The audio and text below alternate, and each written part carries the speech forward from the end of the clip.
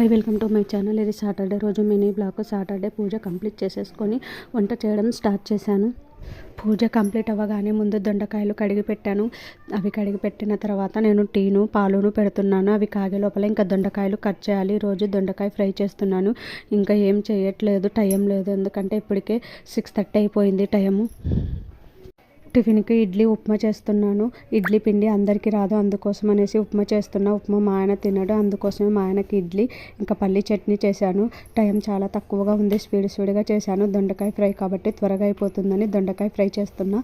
ఇంకా ఈరోజు పిల్లలకి స్కూల్ లేదు, హాలిడే ఇచ్చారు. అందుకోసమని ఫస్ట్ మా ఆయనకి చేసిన తర్వాత ఇంకా నిదానంగా మేము చేసుకోవచ్చులే అనేసి ఫస్ట్ మా ఆయనకి బాక్స్లో టిఫిన్ రెడీ చేసేసి పంపించేశాను.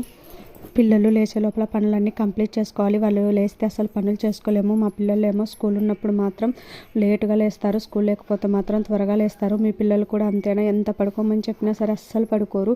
Please like, subscribe to my channel. Thanks for watching. Please support me.